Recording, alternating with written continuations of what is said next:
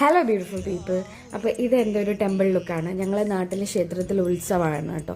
അപ്പോൾ അന്ന് എൻ്റെ ഹെയർ ഞാൻ നന്നായിട്ട് സ്റ്റൈൽ ചെയ്തതിന് ശേഷം ഞാനൊരു കുർത്തിയാണ് ഇട്ടിരുന്നത്, പിന്നെ ഒരു ലോങ് ഓക്സിഡൈസ്ഡ് ഇയറിങ്. അതിനുശേഷം ഞങ്ങൾ പറയിട്ട സ്ഥലത്തോട്ട് ഞാൻ പോവുകയാണ്. അപ്പോൾ ഇതാണ് പറയിടൽ. കുരുത്തോലയും കൂടി വെക്കാറുണ്ട്, പക്ഷെ ഞങ്ങൾക്ക് കുരുത്തോല കിട്ടിയില്ല. പറയിടലെന്ന് തിരുവനന്തപുരത്ത് പറയും, ചിലരൊക്കെ പടുക്കയിടലെന്നും പറയാറുണ്ട്. അന്നത്തെ ഫുൾ മൂണാണ് കേട്ടോ. പിന്നെ ഫുൾ മൂണെന്ന് വെച്ചാൽ ഫുൾ മൂൺ കഴിഞ്ഞിരുന്നു, പിറ്റേസായിരുന്നു, പൗർണമി കഴിഞ്ഞ് പിറ്റേസായിരുന്നു ഉത്സവം.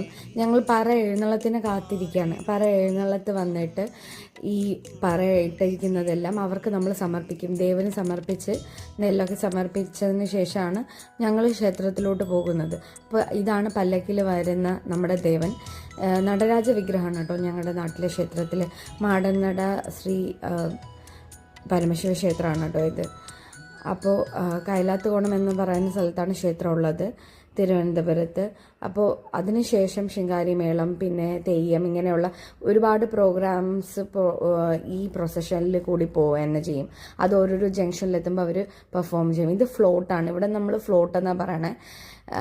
നിങ്ങളുടെ നാട്ടിൽ എന്താ പറയണമെന്ന് കമൻറ്റ് ചെയ്യുക. ഇപ്പോൾ ഓരോരോ ജംഗ്ഷനിലെത്തുമ്പോൾ ഉള്ള കോമ്പറ്റീഷനാണിത്. അതായത് പല പല കരയിൽ നിന്ന് വരുന്ന ആൾക്കാരുണ്ടാവും. അപ്പോൾ ഇത് ക്ഷേത്രത്തിൻ്റെ വകയായിട്ട് നടന്നതാണ് കേട്ടോ. അപ്പോൾ ഈ തെയ്യം അവസാനം ക്ഷേത്രത്തിലെത്തി ദൈവന് സമർപ്പണമായിട്ട് അവർ പെർഫോം ചെയ്യുന്നതാണിത്.